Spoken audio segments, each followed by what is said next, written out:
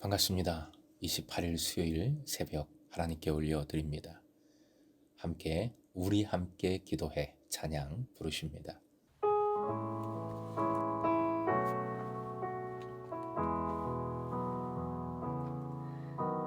우리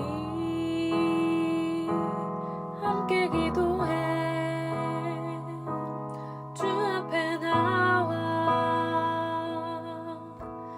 무릎 꿇고 긍휼 베푸시는 주 하늘을 향해 두 손 들고 하늘 문이 열리고 은혜의 비출기 이 땅 가득 내리도록 마침내 주 오셔서 그의 비출기 우리 위에 부시도록. 오늘 말씀은 마태복음 6장 5절에서 8절입니다. 5절에서 8절까지 함께 본문을 읽겠습니다. 또 너희는 기도할 때에 외식하는 자와 같이 하지 말라. 그들은 사람에게 보이려고 회당과 큰 거리 어귀에 서서 기도하기를 좋아하느니라. 내가 진실로 너희에게 이르노니 그들은 자기 상을 이미 받았느니라.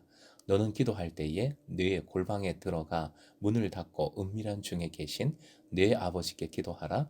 은밀한 중에 보시는 네 아버지께서 갚으시리라. 또 기도할 때에 이방인과 같이 중언부언하지 말라. 그들은 말을 많이 하여야 들으실 줄 생각하느니라. 그러므로 그들을 본받지 말라. 구하기 전에 너희에게 있어야 할 것을 하나님 너희 아버지께서 아시느니라. 오늘의 기도 제목, 중언부언하지 말고 오직 주님의 뜻에 맞는 기도를 드리게 하소서. 중언부언하지 말고 오직 주님의 뜻에 맞는 기도를 드리게 하소서. 구제 방식에 이어서 제자들의 올바른 기도를 가르쳐 주십니다. 먼저 5절 6절은 사람들의 반응을 의식하는 유대인의 위선적인 기도 자세를 비판하시고, 그리고 7절 8절은 거짓된 신께 드리는 기도와 신의 응답에 대한 잘못된 생각을 바로잡아 주십니다. 특히 7절 8절은 주기도문을 다음 이어지는 말씀에 주기도문을 말씀하기 위한 전제로 제시하신 겁니다. 유대교는 기도의 종교라고 할 수 있습니다. 유대교는 고정된 기도 시간을 지킵니다. 해 뜰 때, 오후 3시, 해 질 때 하루 3번 꼭 기도합니다. 기도하기 위해서는 원칙적으로 성전으로 가야 합니다. 그러나 기도해야 하는 그 시간에 성전이나 회당에 갈 수 없을 경우에는 서 있는 그 장소에서 성전이나 회당 방향을 향하여 기도할 수도 있습니다. 3번 기도할 때마다 유대인들은 18 기도문으로 된 유대인의 공통의 기도성을 부르고 이어서 각자 개인적인 기도를 했습니다. 초대교회도 이러한 3번의 기도 습관을 그대로 물려받았지요. 다만 기도의 내용은 유대인들의 18 기도문이 아니라 주기도문입니다. 본문 5절이 전제하는 기도는 3번 중에 오후 3시 기도입니다. 외식하는 자, 곧 연극 배우의 기도는 기도를 하나의 볼거리로 만드는 외식적인 기도입니다. 이 기도는 하나님을 향한 기도가 아니라 사람들, 관중들을 향한 기도이지요. 6절, 골방에 들어가 문을 닫고 은밀한 중에 계신 아버지께 기도하라 명하십니다. 골방은 실제 장소라기보다는 자기 과시적인 기도를 금지하고자 하는 의도로 말씀하신 겁니다. 즉, 예배에서 드리는 공중 기도를 반대하는 것이 아닙니다. 하지만 어떤 기도이든 하나님이 아닌 사람을 의식하고 그 사람에게 하는 기도는 본질적으로 기도가 아닙니다. 즉, 기도는 설교와는 다르게 교육적인 수단으로 사용되어서는 안 됩니다. 더더구나 비난의 도구로 기도를 이용해서도 안 됩니다. 기도를 앞에서 한 설교의 요약으로 이용해서도 안 됩니다. 이러한 기도는 모두가 사람에게 하는 말이지 결코 하나님께 드리는 기도가 아니지요. 기도는 한 사람이 하나님을 만나고 또 하나님을 향하는 가장 진실하고 은밀한 행위이며 시간이어야 합니다. 그러므로 기도에서 하나님과의 관계, 곧 신자의 영성이 가장 집중적으로 표출이 되는 것이지요. 이러한 기도를 예수님 스스로 실천하셔서 본을 보여주셨습니다. 예수님은 사람들이 잘 알아보지 못하는 시간, 곧 새벽 미명에 일어나서 한적한 곳에서 기도하셨지요. 따로 기도하셨다는 표현도 자주 나옵니다. 이렇게 기도하심은 여러 가지 의미가 있겠지만 그 중에서 특히 중요한 의미는 은밀히 하나님께만 드려지는 기도라는 것이지요. 그리고 아버지와의 깊은 관계에 집중하셨다는 것을 잘 보여주십니다. 7절 이방인과 같이 중언부언하지 말라 명하십니다. 이는 이방인들의 기도하는 습성을 전제로 하고 있습니다. 이방인들이 기도하는 신은 다양했습니다. 그래서 그들은 기도할 때에 쉴 사이 없이 수많은 신들의 이름을 불렀습니다. 당시 이방 세계에는 약 300개 이상의 신의 이름이 있었다고 합니다. 어느 신이 자기의 기도를 들어줄지 알지 못하기 때문에 알고 있는 모든 신의 이름을 우상의 이름을 부르는 겁니다.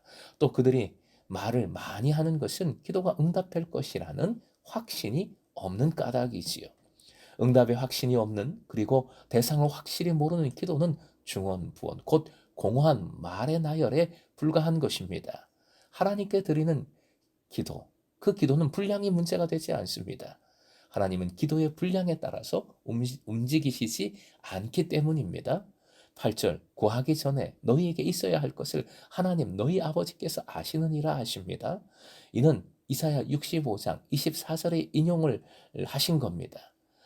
읽어볼까요? 하연 보시고 시작. 그들이 부르기 전에 내가 응답하며 그들이 말을 마치기도 전에 내가 들어주겠다.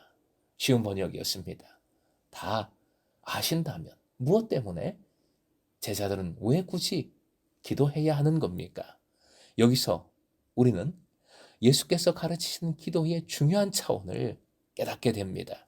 기도는 세 가지 전제가 있어야 하지요. 하나는 사람의 무능력에 대한 인정입니다. 사람은 스스로의 힘으로는 해결할 수 없는 문제에 부딪혔을 때 기도할 수밖에 없습니다.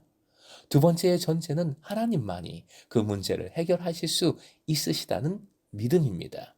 세 번째의 전제는 하나님께서는 인간과 멀리 떨어진 곳에 계시지 않고 항상 그리고 이미 사람과 함께 계셔서 사람의 문제를 잘 알고 계신다는 것입니다. 그래서 하나님께서는 기도하는 사람이 필요한 것이 무엇인지를 모두 다 알고 계십니다. 그러므로 기도하는 이는 자기의 기도로 하나님을 강요할 필요가 없지요. 오히려 기도자의 필요를 알고 또 채워주고자 하시는 하나님의 마음을 알도록, 그 마음에 맞도록, 그 마음에 들도록 스스로를 변화시켜야 합니다.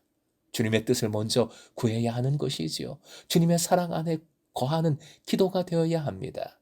이것이 바로 중언부언하는 기도에 반대되는 참된 기도입니다. 사랑하는 금성의 제자 여러분, 기도하십시다. 온전한 기도를 하십시다. 나도 아니고 문제도 아니고 다른 사람도 아닌 오직 하나님을 향하여 하나님을 위하여 기도하십시다. 하나님을 사랑하고 하나님 안에 거하길, 하나님의 뜻을 알고 그 뜻에 순종할 수 있기를 기도해야 하겠습니다. 이 기도로 더욱 주님을 알고 사랑하고 동행하여 찐 소망이 넘치고 감사가 넘치고 행복한 삶을 살아가시길 주님의 이름으로 축원드립니다.